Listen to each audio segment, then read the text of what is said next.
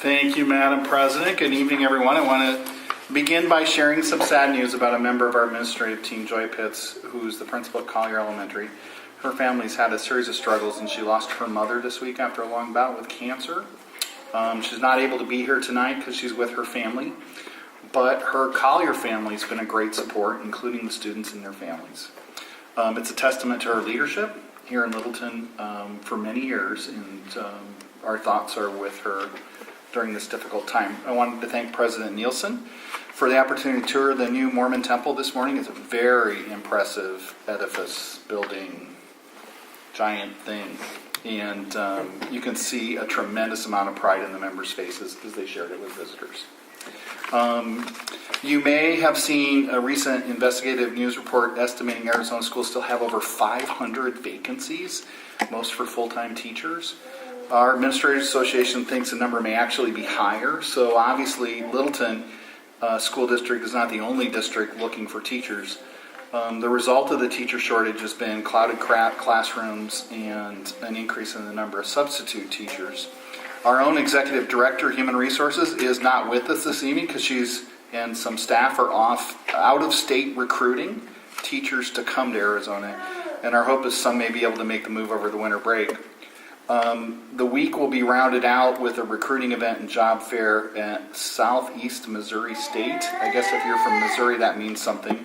But our schedule also includes Arkansas, Colorado, Kansas, a week's worth of events in Texas. So we're doing our best to get high quality teachers into our classrooms, especially some of those that are crowded.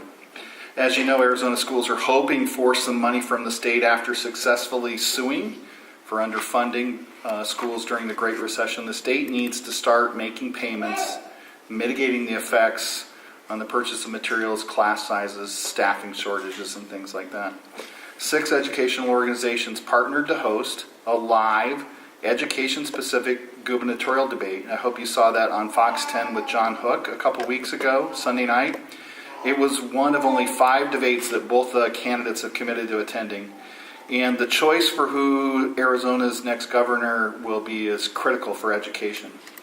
In recent debates, a Democratic gubernatorial hopeful, Fred Duvall, has promised to award schools more than $300 million owed by voter-approved inflation adjustments as ruled by the courts, while Republican Doug Ducey said the payments would be made only after rulings on new appeals.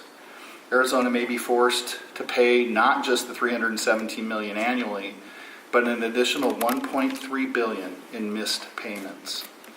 The candidates further disagreed on funding the payments, cutting income taxes, common core standards, increase to university tuition, gay marriage. Both candidates, however, support the veto of a bill allowing businesses the right to refuse services over religious beliefs. The general election will be held November 4th, and because of that, we've moved our board meeting from November 4th to November 18th. We want to remind everybody to get out and vote or mail in your ballot.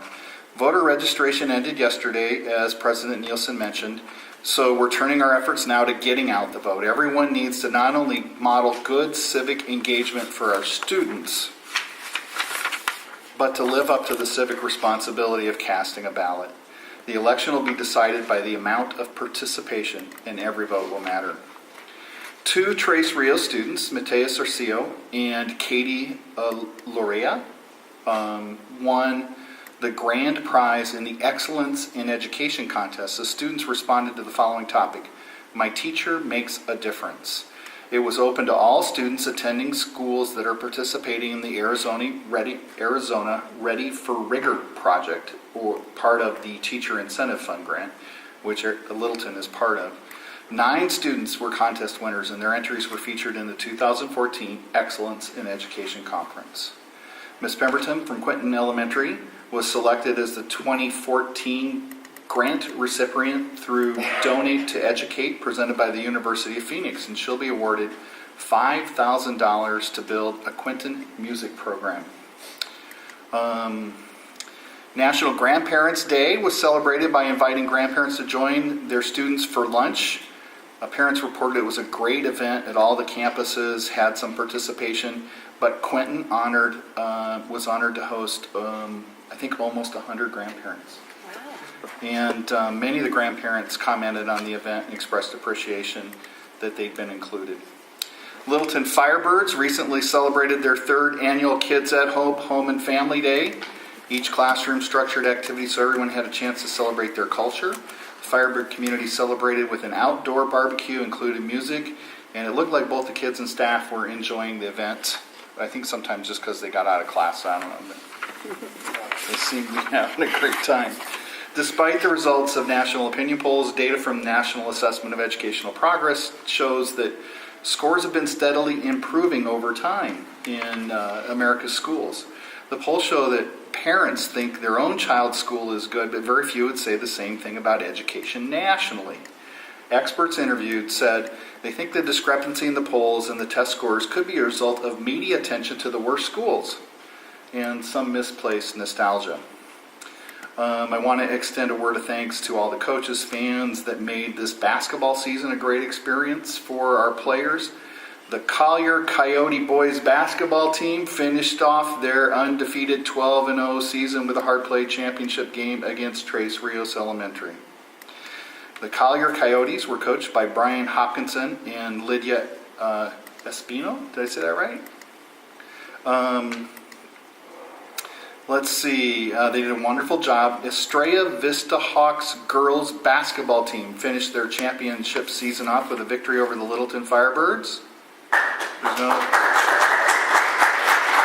I thought Evie was in the house.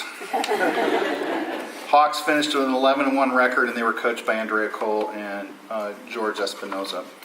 Both the championship game and the All-Star game were played at La Jolla High School, and they've given our program immense support over the years. We couldn't put those games together without their generosity. The athletics department also wants to thank Tres Rios and Estrella Vista for housing all the games this season. Without the hard work of their custodial staff, administration, the season wouldn't have been possible. The winter season has gotten off to a smooth start. Flag football, volleyball games will be starting the week of October 27th.